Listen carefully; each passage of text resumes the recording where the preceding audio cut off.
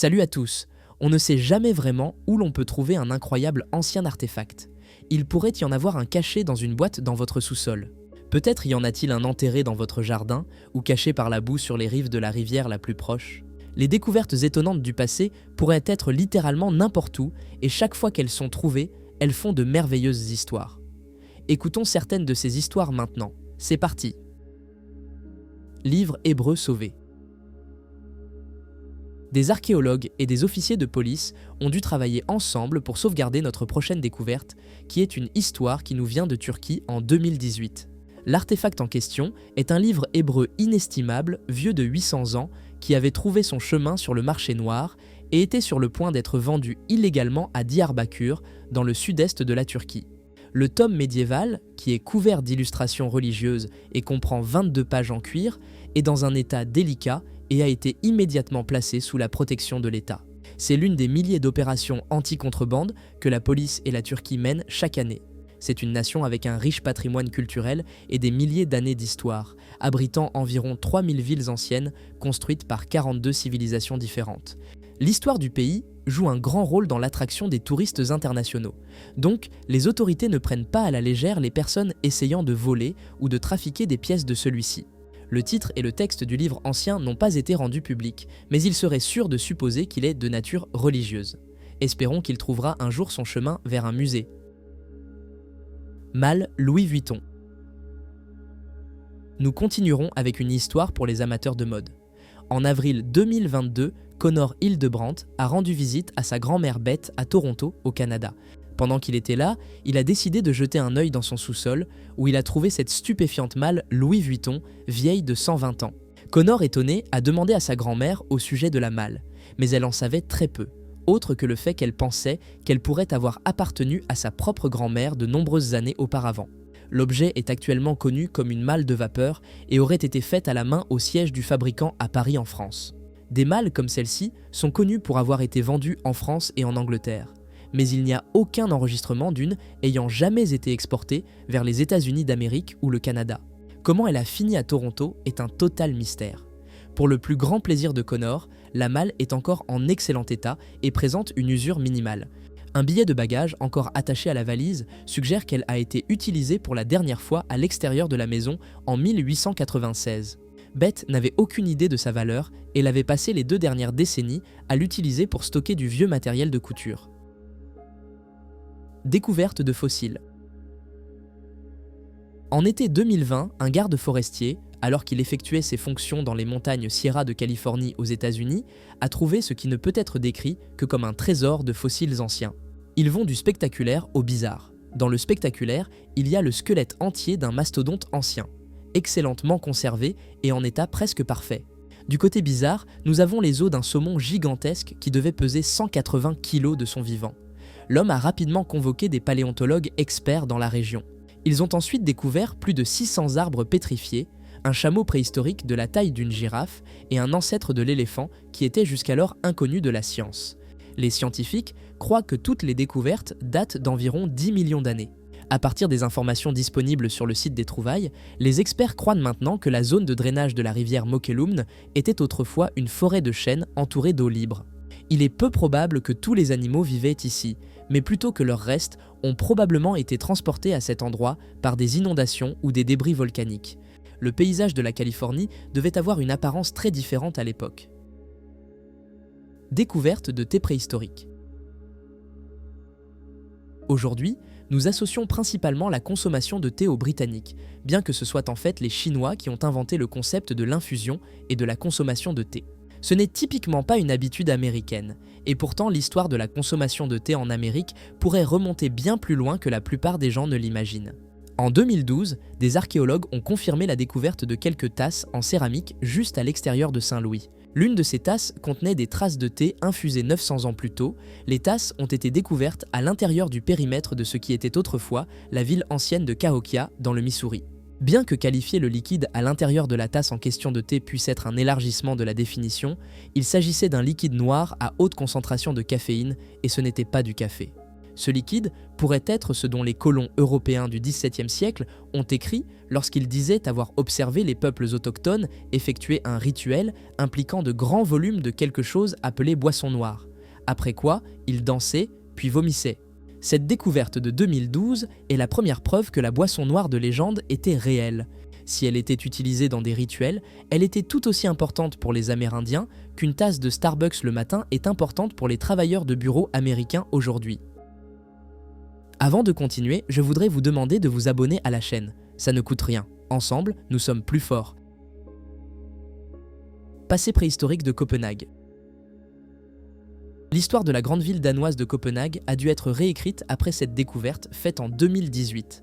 Juste en dessous de la place de l'hôtel de ville, des archéologues ont découvert un ancien cimetière contenant les restes de 20 hommes, femmes et enfants. Tous ont été enterrés il y a environ 1000 ans. Cela signifie qu'ils précèdent la fondation de la ville de Copenhague. L'histoire officielle de la ville dit qu'elle a été fondée par l'évêque Absalon en 1160 après avoir reçu des terres du roi Valdemar. Avant cela, la zone est censée avoir été inoccupée. 10 autres corps ont été trouvés sous les 20 originaux depuis 2018 et les archéologues soupçonnent qu'il y en a encore plus cachés en dessous.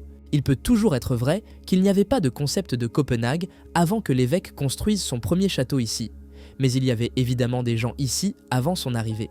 De manière alléchante, les archéologues qui sont encore sur le site croient qu'ils pourraient maintenant avoir identifié les restes d'un vieux bâtiment en pierre, peut-être une église près des restes humains. La véritable histoire des premiers occupants de Copenhague pourrait enfin être racontée plus tard cette année. Tombe chinoise. Nous allons en Chine pour notre prochaine découverte.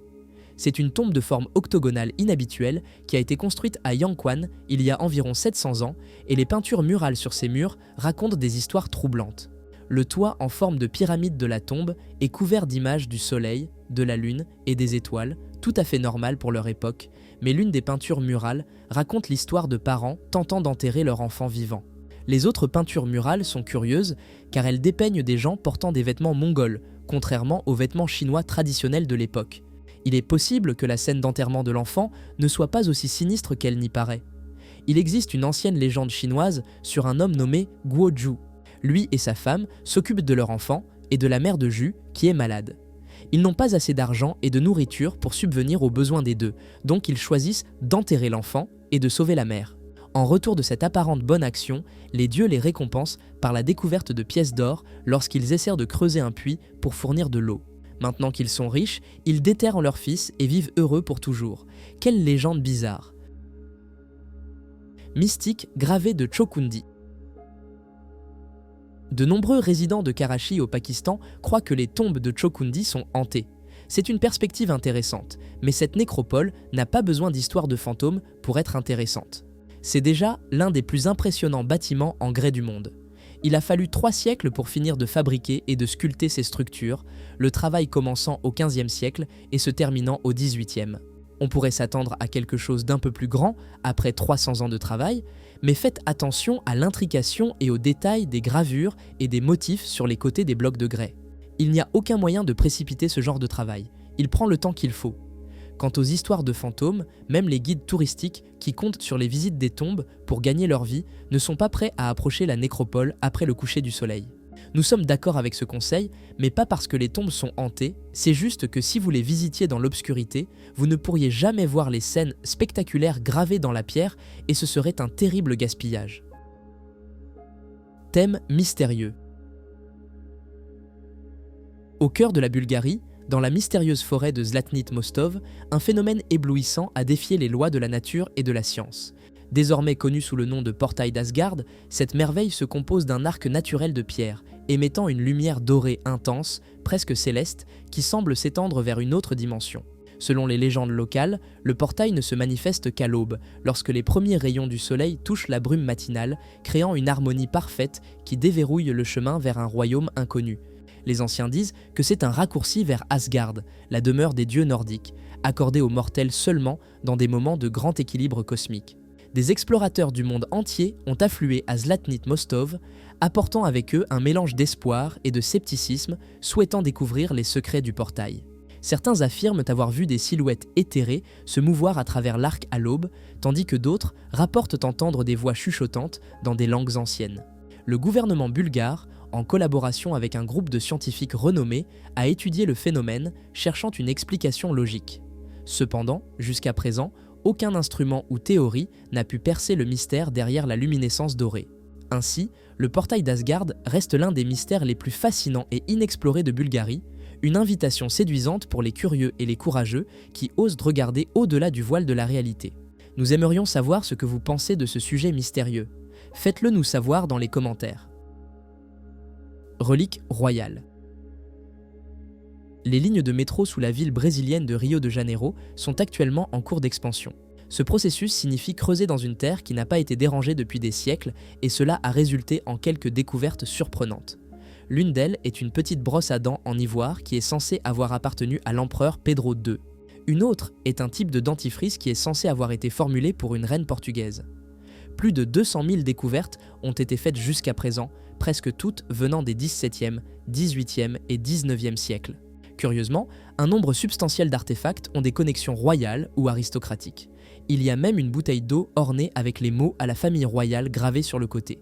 Les archéologues ont été initialement déconcertés par l'abondance de découvertes royales parce que cette partie de la ville était autrefois un abattoir. C'est le dernier endroit où l'on s'attendrait à trouver des objets comme ceux-ci. Ils pensent maintenant avoir une explication. Il y a un palais impérial formel non loin du site des fouilles et il semble que les occupants du palais ont utilisé cette partie de la ville comme une décharge sans en informer personne. Les ouvriers du métro ont été en train de creuser à travers les ordures royales. Trésor de Crète. Tout le monde a entendu parler de la légende de la cité perdue de l'Atlantide qui aurait sombré sous les vagues dans l'Antiquité pour ne jamais être revue. La ville n'a jamais été trouvée malgré de nombreuses affirmations contraires. L'une des revendications les plus récentes est que ce trésor énorme découvert sur un site de l'époque minoenne en Crète est lié à la légende. Les artefacts précieux ont été découverts sur la petite île de Chrysie. Les archéologues disent que les personnes qui vivaient ici il y a environ 3800 ans étaient si sophistiquées qu'elles ont même construit des réservoirs en pierre pour cultiver des espèces marines. Il y a aussi plusieurs exemples de coquilles de murex utilisées dans la production d'un colorant pourpre associé à la royauté dans le monde ancien. L'ajout à l'impression que cette terre appartenait autrefois à une culture riche et avancée est la découverte de bijoux en or, incluant des perles, des anneaux et des bracelets. Quant à la connexion avec l'Atlantide, de nombreux historiens modernes croient que la véritable Atlantide était en fait la Crète elle-même, et que le conte d'une puissante ville s'effondrant dans la mer est simplement une métaphore de l'effondrement de la civilisation minoenne après une éruption volcanique énorme. Grotte de Yungang. Nous ne pouvons pas parler d'exemples stupéfiants de sculptures sur pierre sans faire un clin d'œil aux grottes de Yungang. Elles sont un témoignage exceptionnel de la dévotion des anciens bouddhistes. Vous les trouverez au pied des montagnes Wuzhushan, non loin de la ville de Datong en Chine. Le site comprend 45 grottes séparées contenant plus de 50 000 statues de pierre, allant de quelques centimètres à une statue de Bouddha qui se dresse à incroyables 18 mètres de haut. Il a fallu de l'année 460 à l'année 525 pour achever les grottes.